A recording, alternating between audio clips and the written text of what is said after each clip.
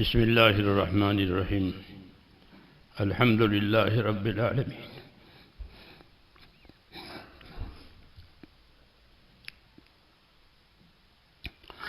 والصلاة والسلام على سيد المرسلين وعلى آله وصحبه أجمعين.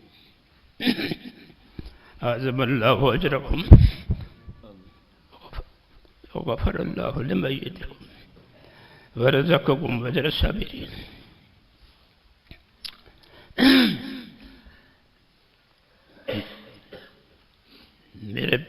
میرے بزرگوں اور پیارے بھائیوں، دنیا جو ہے وہ چل چلاؤ کا میلہ کہلاتا ہے. یہ چل چلاؤ کا میلہ ہے، یہاں آتے ہیں لوگ جاتے ہیں، اس لیے اس کو چل چلاؤ کا میلہ کہتے ہیں. اس لیے مرنا بھی کوئی عجیب بات نہیں اور جینا بھی کوئی عجیب بات نہیں. تو دنیا ہی اسی لیے ہے کہ اللہ نے موت اور حیات پیدا کیا. لیکن بات یہ ہے کہ زندگی کیسی بنے، اس لیے کہتے ہیں موت عبرت کے لیے ہوتی ہے. جی ہاں، کہ زندگی ہماری کیسی بنے. حدیث میں ہے کہ اذکروا محاسن موتاکم، اپنے مرنے والے کی خوبیوں کا تذکرہ کرو، اس کے محاسن سنو، بیان کرو. کیوں؟ تاکہ وہ جو محاسن چھوڑ کر گیا ہے وہ ہمارے اندر آوے. ذکر برائے ذکر نہیں ہے، ذکر بلائے عبر ہے. تو اس کی زندگی کے جو محاسن ہیں وہ اپنے اندر لینے ہیں. جی ہاں، جانا تو ہے. یہ حضور صلی اللہ علیہ وسلم کی وفات اس امت کے لیے سب سے بڑا صدمہ ہے، اس سے بڑا کوئی صدمہ نہیں ہے. جی ہاں، لیکن اس پر بھی ابو بکر صدیق رضی اللہ تعالیٰ نے جو سبق دیا امت کو وہ یہی تھا کہ جو مقصد، جو طریقہ کار، جو چیز حضور صلی اللہ علیہ وسلم چھوڑ کر کے گئے ہیں اس پر رہو.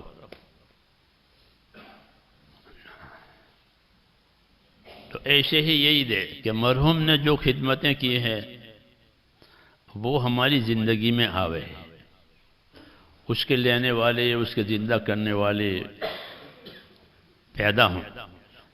جی ہاں، یہ زندہ قوم کی نشانی ہے.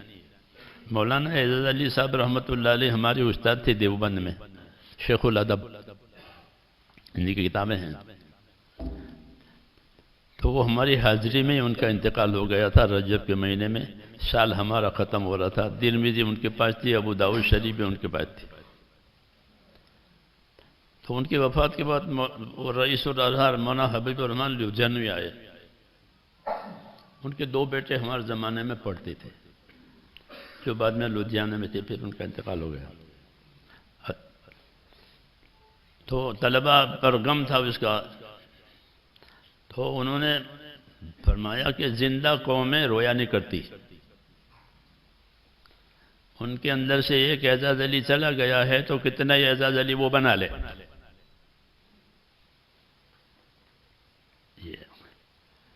یہ انہوں نے نصیحت کی طلبہ سے دارالحدیث میں. تو ہم بھی یہی کہتے ہیں کہ بھئی ایک ابراہیم چلا گیا ہے تو اور بہت سے ابراہیم بن جائیں. ان کے آثار کا اقتداء یہی ہے کہ وہ آثار چھوڑ کر گئے ہیں. مرنے والے کے پیچھے اس کے آثار ہوتے ہیں، نشان قدم جس کو کہتے ہیں. تو آثار قدم اسی وجہ سے منزل تک پہنچنے کے لیے ہے کہ بھئی جو آثار وہ چھوڑ کر گئے ہیں اس کے اپنانے والے، اس کے سنبھالنے والے بنے. حضرت عثمان رضی اللہ عنہ کی ایک روایت جو مشہور ہے، خیرکم من تعلم القرآن وعلمہ. تو وہ ایک تابعی تھے، میں ان کا نام بھول گیا، بخاری شریف پڑھنے والوں کو یاد ہوگا. تو انہوں نے وہ حدیث سنی حضرت عثمان رضی اللہ عنہ سے. حدیث سن کر اسی وقت وہ قرآن پاک کی تعلیم اور خدمت کے لیے بیٹھ گئے، یہاں تک کہ حجاج بن یوسف کا زمانہ آیا کہ میں نے روایت عثمان سے سنی، خیرکم من تعلم القرآن وعلمہ. تو میں پھر قرآن شریف کی خدمت کے لیے بیٹھ گیا. کب تک کہ حجاج بن یوسف کا زمانہ آیا. وہی 70 کا زمانہ ہے حجاج بن یوسف کا. یہ کیا ہے کہ ان کے آثار قدم کو لینے کی مثال ہے کہ انہوں نے ہم کو حدیث پہنچائی کہ خیرکم من تعلم القرآن وعلمہ، تو میں نے وہ اس حدیث کو لے لیا، پھر میں قرآن کی خدمت کے لیے بیٹھ گیا، تو حجاج بن یوسف کا زمانہ آیا۔ یہی ہمارا اصلی طریقہ ہے کہ اس مرنے والے نے جو آثار چھوڑے ہیں، جو نشان قدم چھوڑے ہیں، ہم اس کو اپنے اپنے زندگی میں لائیں، یہ اس کی صحیح یادگار ہے، ورنہ پھر رسم ہے۔ جی ہاں، حضرت ابوبکر صدیق رضی اللہ عنہ نے حضور صلی اللہ علیہ وسلم کی وفات کے بعد یہ سبق دیا کہ وفات کا ہونا تو یقینی تھا، وما محمد الا رسول قد خلت من قبلہ الرسل، جب ان سے پہلے رسول جا چکے تو اس رسول کا جانا دنیا سے کوئی انہونی بات نہیں ہے، وہ تو ہونے والی بات ہے، اس لیے کہ بہت سے رسول جا چکے ہیں، کوئی باقی نہیں ہے۔ تو تمہیں کیا کرنا چاہیے؟ تو قرآن کریم نے ہدایت دی، فَإِمَّا انقلبتم عَلَىٰ أَعْقَابِكُمْ، کیا وہ نبی چلے جائیں گے تو تم اپنا کام چھوڑ بیٹھو گے؟ اگر ایسا کریں گے تو پھر نقصان میں اپنا نقصان کریں گے، وَمَن يَنقَلِبْ عَلَىٰ عَقِبَيْهِ فَلَن يَضُرَّ اللَّهَ شَيْئًا۔ تو یہی سبق ہمارا بھی ہے کہ انہوں نے جو آثار چھوڑے ہیں ہم ان کی پیروی کریں، کہ ساری عمر اپنا ایک کام بنایا، جی ہاں، تعلیم تدریس، اس سے بڑھ کر کوئی کام نہیں ہے۔ کیوں کہ دو ہی کام نبوت کے درجے سے اقرب ہے، ایک اللہ کے راستے کی جد و جہد اور ایک اللہ کے راستے کے علم کی تعلیم۔ اقرب الناس من درجۃ النبوۃ اہل العلم والجہاد، محنت والے اور علم والے، یہی دو جو ہیں نبوت کے درجے سے قریب تر ہے۔ تو یہ بشارت ہے ہمارے لیے کہ ہمارے لیے اللہ تعالیٰ نے یہ راستہ کھلا ہوا رکھا ہے، اس لیے ہماری یہ ذمہ داری ہے کہ جن خدمتوں پر انہوں نے اپنی جان لگائی، انہوں نے اپنا وقت لگایا اور اپنے آپ کو گویا اسی کا بنا کے رکھا، یہ بہت بڑا سبق ہے۔ تو وہ سبق ہمیں ان کی زندگی سے لینا ہے۔ تو اس میں گویا ان کے باقیات رسالات جو چھوڑے ہیں اس میں ان کے لیے اور اضافہ ہوگا، کیونکہ انہوں نے بہت سے اپنے پیچھے ایسے لوگ چھوڑ گئے ہیں جو ان کے آثار قدم پر چل رہے ہیں۔ تو یہ ان کے حق میں بھی بہتری ہے اور ہمارے حق میں بھی بہتری ہے، کیونکہ اسلام میں کوئی رواجی چیز ہوتی نہیں ہے۔ اسلام میں جو ہوتے ہیں وہ طریقے ہوتے ہیں، رواج نہیں ہوتے۔ جی ہاں، طریقوں کا نام ہی اسلام ہے اور نبی کے ذریعے سے شرائع اور طریقے ہی زندہ کیے جاتے ہیں۔ اس لیے ہم بھی اس کی ہمت کریں کہ اپنی زندگی بھر اپنے دین کی خدمت کریں گے۔ مولانا صدیق صاحب ماندوی رحمۃ اللہ علیہ تھے، وہ طلبہ کو یہ نصیحت کرتے ہیں کہ پڑھ کر کے کیا کرو گے؟ پھر فرماتے تھے پڑھ کر کے دین کی خدمت کریں گے۔ پڑھنے کا مقصد ہی یہی ہے کہ اپنے دین کی خدمت کرنا، اور خدمت میں ساری چیزیں آتی ہیں۔ ہماری جماعت کے ساتھی جو واپس جاتے ہیں سال والے، پھر جا کے کیا کرو گے؟ تو وہ سیدھے ہوتے ہیں کہ 5 کام کریں گے، لیکن نہیں، دین کی خدمت کریں گے۔ جانے کے بعد دین کی خدمت کریں گے، تو دین کی خدمت میں ساری چیزیں آ جاتی ہیں، تعلیم بھی آتی ہے، تبلیغ بھی آتی ہے، خدمت خلق بھی آتی ہے، جی ہاں، ساری چیزیں آ جاتی ہے۔ یہ ان کی نصیحت تھی مولانا صدیق صاحب کی کہ جو درس پڑھے دینی وہ دین کی خدمت کرے، جو درس پڑھے دینی وہ دین کی خدمت کرے، اور اپنے دین کو پانی پہنچاوے، اپنے دین کی نگرانی کرے اور امت کے ساتھ ہمدردی کرے۔ امت کے ساتھ ہمدردی یہی ہے کہ امت کو دین دیا جائے، یہ سچی ہمدردی ہے، کیونکہ نبی نے امتوں کی جو ہمدردیاں کی ہے وہ اس راستے سے کی ہے کہ امتوں کو اپنے اپنے زمانے میں دین دیا۔ وہ جو کہا میں تمہارا خیرخواہ ہوں، وَأَنَا لَكُمْ نَاصِحٌ امین، میں تمہارا خیرخواہ ہوں اور تمہاری خیرخواہی میں یہ تمہیں دے رہا ہوں۔ تو ہم بھی ان نبوت کے کام کے وارث ہیں، تو ہمارا بھی یہی طور طریقہ ہوگا کہ ہم امت کو دین دے دیں، امت کو دین دے دیں۔ اور دین والوں کی یہ بڑی صفت ہے کہ ان کے اندر تقوی ہوتا ہے، ان کے اندر زہد ہوتا ہے، ان کے اندر استقامت ہوتی ہے، ان کے اندر لوگوں سے استغنا ہوتا ہے۔ یہ علمی صفات کہلاتی ہے، علمی صفات کہلاتی ہے۔ علم ان صفات کے ساتھ ہوتا ہے، جی ہاں، مخلوق کے ساتھ، امت کے ساتھ ہمدردی ہوتی ہے، اور یہی ہے۔ تو آدمی کی قیمت جو ہوتی ہے وہ اس کی صفتوں کی وجہ سے ہوتی ہے کہ عمل کرتے کرتے وہ عمل وہ صفت بن جاتا ہے۔ جیسے غلط عمل کرے تو غلط صفت بن جاتی ہے، جھوٹ بولتے بولتے جھوٹا ہو جاتا ہے، کذاب، پھر حدیثوں میں۔ تو اور عمل کرتے نیک عمل کرتے کرتے پھر نیک صفتیں پیدا ہو جاتی ہیں، اور وہی پیدا کرنے ہی اپنا در، کیونکہ آدمی اپنی صفات کے ساتھ منتقل ہوتا ہے، جو صفات اس کے اندر رہتی ہیں وہ اس کو اللہ تعالیٰ ایک صورت مثالی دیتے ہیں۔ ہاں، مرنے کے بعد تو اگر وہ صفتیں اچھی ہوتی ہیں تو وہ خوش ہوتا ہے، اگر دین اس کے پاس ہوتا ہے تو اس کے دین کو ایک صورت مثالی دی جاتی ہے۔ حدیثوں میں ہے کہ ایک آدمی میت کے پاس خوش رنگ خوش چہرہ ہوتا ہے تو میت اس سے خوش، تو پوچھتے ہیں آپ کون ہیں؟ کہ جی میں آپ کا نیک عمل ہوں، صورت مثالی دی اس کو عالم برزخ میں۔ ایسے اس کا برا عمل ہوتا ہے تو ایک بری شکل کا آدمی جیسے اس کو وحشت ہوتی ہے کہ آپ کون ہو؟ کہ میں آپ کا برا عمل ہوں۔ قرین قرآن کریم تو بیسل قرین بھی ہوتا ہے، نعم القرین بھی ہوتا ہے۔ برا ساتھی کہ برا عمل ہوا کہ وہ بیسل قرین، کہ وہ برا ساتھی ہے اس کے ساتھ، اچھا عمل ہوا کہ وہ نعم القرین، کہ وہ اس کا اچھا ساتھی ہے۔ یہی سبق ہوتا ہے زندگی میں، کیونکہ اللہ تعالیٰ نے موت اور حیات کو اسی لیے پیدا کیا ہے کہ یہ دیکھنا ہے کہ کس کا عمل اچھا ہے۔ دنیا ایک بازار ہے، اس میں کمائی والے کماتے ہیں، کھوٹ والے کھوٹ کھاتے ہیں، جیسے بازاروں میں ہوتا ہے کہ کچھ لوگ کھوٹ کھاتے ہیں، کچھ لوگ کمائی کے مالدار بن جاتے ہیں۔ کل الناس یغدو فبائع نفسہ موبقھا وموتقھا، کہ ہر آدمی کی صبح شام ہوتی ہے، یعنی زندگی اس کی گزرتی ہے، اس میں وہ سودا کرتا ہے، اپنی صلاحیتوں کو لگاتا ہے، اپنی محنتوں کو لگاتا ہے، اور اس سودے میں بعض لوگ کھوٹ میں اترتے ہیں، بعض لوگ نفع کماتے ہیں۔ تو کھوٹ میں وہ اترتے ہیں جو صلاحیتوں کو برباد کرتے ہیں، تو وہ کھوٹ میں اتر گئے کیونکہ صلاحیت دی تھی اللہ تعالیٰ نے امانت کے طور پر۔ ہاں، اب وہ صلاحیت کھوٹ میں لگ گئی تو دنیا آخرت دونوں گئی۔ اور کچھ لوگ اپنی صلاحیتوں سے نفع اٹھاتے ہیں، کہ خود بھی نفع اٹھاتے ہیں، دوسروں کو بھی نفع پہنچاتے ہیں۔ یہ نبوت کے کام ہوتے ہیں، یہ نبوت کا کام یہ کہ خود بھی نفع اٹھاؤ، دوسروں کو بھی نفع پہنچاؤ، خود بھی خیر پر رہو، دوسروں کو بھی خیر پر لاؤ۔ یہی طریقہ ہے۔ اس لیے بزرگوں کے تذکرے اسی وجہ سے ہوتے ہیں کہ ان کی زندگی کے سوانح، یعنی ان کی زندگی کے حالات، جی ہاں، اجتماعی انفرادی، وہ اس لیے ہوتے ہیں تاکہ ان کے ذریعے سے سبق ملے ہم کو۔ ایک ان کی صحبت ملتی ہے، جب ان کی صحبت نہیں رہتی تو ان کی زندگی کے سبق ملتے ہیں۔ زندہ ہوتے ہیں تو صحبت ملتی ہے، تو وہ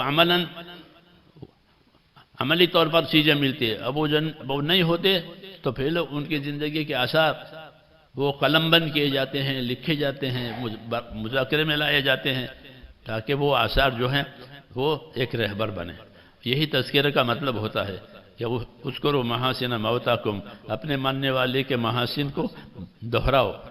کیوں؟ تاکہ اس کو زندگی میں لیں، وقتی بات نہیں ہے۔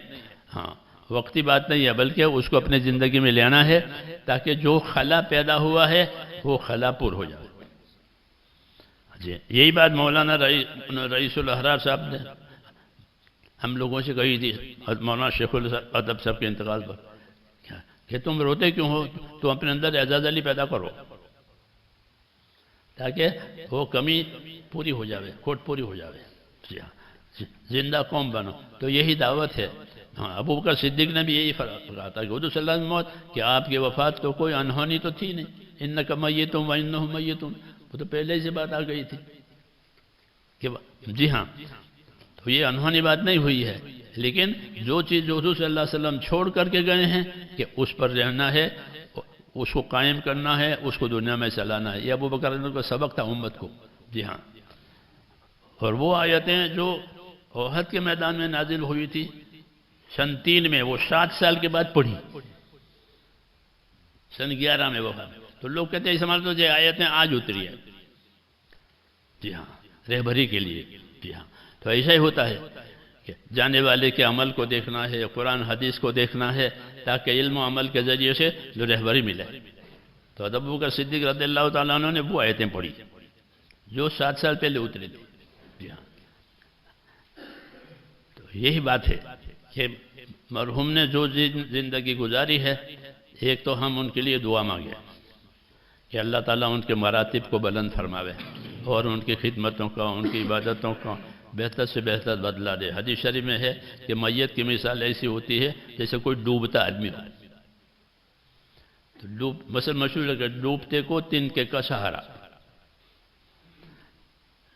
جی ہاں، تو حدیث میں ہے المیت کالغریق، کہ میت کیسا ہوتا ہے جیسے کوئی ڈوب رہا ہو، تو ڈوبنے والا جو ہے جب تک اس کے اندر ہوش ہوتے ہیں وہ کوئی نو ہاتھ پاؤں مارتا ہے کہ کوئی مل جاوے، کوئی سیرا مل جاوے تو پکڑ کے اپنے آپ کو بچا لے۔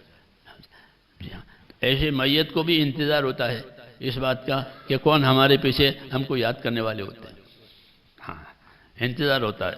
جب کوئی چیز ان کو پہنچتی ہے تو ان کو خوشی ہوتی ہے، جیسے کسی کو ہدیہ دیا تو ان کو خوشی ہوگی۔ علماء کا یہ کہنا ہے کہ میت کو سب سے زیادہ فائدہ استغفار سے ہوتا ہے۔ ویسے تو ہر نیکی پہنچتی ہے، ہمارا مذہب یہی ہے کہ جانی مالی جو بھی عبادت ہو نفل اس کا ثواب پہنچتا ہے، لیکن زیادہ فائدہ جو ہوتا ہے ہمارے ماننے والوں کو وہ کس سے ہوتا ہے کہ استغفار سے ہوتا ہے، کہ ان کے لیے استغفار کیا جائے۔ جی ہاں، اس لیے نہیں کہ ہم ان کو گنہگار سمجھتے ہیں، لیکن بہرحال ہر بندہ خطا کار ہے۔ حدیثوں میں کلکم خطاؤن، خطا تو سب سے ہوئی ہو، ہم نہیں جانتے، تو اس لیے علماء نے یہ فرمایا ہے کہ اپنے ماننے والوں کے پیچھے استغفار زیادہ کرو، کہ استغفار سے ان کو زیادہ نفع ہوتا ہے۔ ویسے تو ہر نیکی ان کو پہنچتی ہے، اور یہی ان کو تقاضا رہتا ہے کہ ہمارے پیچھے رہنے والے جو ہیں وہ ہمارے لیے کچھ کریں۔ نیک اولاد کی علامت بھی یہی ہے کہ ولد صالح یدعو لہ، تو ولد صالح کی علامت یہ بھی ہے کہ اپنے ماں باپ کے لیے دعا کیا کرے۔ جی ہاں، اپنے بڑوں کے لیے دعا کیا کرے، تو یہ ولد صالح کی ایک علامت ہے کہ جانے والوں کے لیے دعائے خیر گزارے۔ جی ہاں، اور بڑی بات یہ ہے کہ اس قسم کے جو ہستیاں دنیا سے اٹھ جاتی ہے ان کی وجہ سے جو خلا پیدا ہوتا ہے اس خلا کو پور کرنے کی فکر کی جاوے، تاکہ امت کو جو نفع پہنچتا رہتا تھا ان کے ذریعے سے وہ ہمارے لیے ایک نشان قدم چھوڑ گئے ہیں تو وہ پہنچتا رہے۔ تو ہمارا اس طرح قائم رہنا یہ بھی ان کے لیے ایک صدقہ جاریہ ہے۔ جی ہاں، اس لیے کہ دین اسی کا نام ہے کہ جب تک زندہ رہے وہ عمل کرے گا، جب موت آئی اس کا عمل ختم ہو جائے گا، لیکن جو آثار اس نے چھوڑے ہیں اس آثار کا اس کو اجر و انعام ملتا رہے گا۔ اس میں سے علم بھی ہے کہ اپنے پیچھے علم چھوڑا ہے تو علم بھی آثار میں سے، یا کوئی ایسی تعمیر چھوڑی ہے جس سے لوگ فائدہ اٹھاتے ہیں تو یہ آثار کہلاتے ہیں، اس کا نفع اس کو ملتا رہتا ہے۔ تو اس لیے اس کے پیچھے بہت سے لوگ دعا کرنے والے ہوں، جی ہاں، تاکہ اس کی یہ امید پوری ہو جاوے۔ جی ہاں، مولانا الیاس صاحب فرماتے ہیں میں اپنے پیچھے ایک امت چھوڑ کے جاتا ہوں۔ جی ہاں، یعنی اس کام کو سنبھالنے والے۔ جی ہاں، وہ یہی بات ہے کہ انہوں نے جو کام کیا ہے آپ حضرات اس کام کو سنبھالیں۔ جی ہاں، کہ اس میں کوئی کمی نہ آنے پاوے۔ جی ہاں، بس یہی میری عرض ہے۔ اللہم صلی وسلم وبارک علی سیدنا محمد النبی الأمی وآلہ وصحبہ اجمعین۔ ربنا اننا آمنا فاغفر لنا ذنوبنا وقنا عذاب النار۔ اللہم اقبل بقلوبنا الى دینک وأقبل بقلوب جميع المسلمين إلى طاعتك. اللهم إن قلوبنا ونواسينا وجوارحنا بيدك لم تملكنا منها شيئا، فإذا فعلت ذلك بنا فكن أنت ولينا واهدنا إلى سواء السبيل. اللهم كن أنت ولينا واهدنا إلى سواء السبيل. اللهم كن أنت ولينا واهدنا إلى سواء السبيل. اللهم اغفر لنا وارحمنا وتب علينا. اے اللہ ہماری مغفرت فرما، ہمارے مرحوم کی بھی مغفرت فرما، جو آثار خیر انہوں نے چھوڑے ہیں اے اللہ اس کی اقتدا کرنے والے پیدا فرما، اے اللہ اس کو زندہ کرنے والے پیدا فرما، اس کی ہمت عطا فرما، اس کے عزائم عطا فرما، اے اللہ اس کی توفیق عطا فرما، اے اللہ ہر خیر سے ہم کو اور پوری امت کو مالا مال فرما، ہر شر سے ہم کو اور پوری امت کو پوری طرح محفوظ فرما، ہر فتنے سے، ہر بلا سے، ہر بیماری سے ہماری اور پوری امت کی حفاظت فرما۔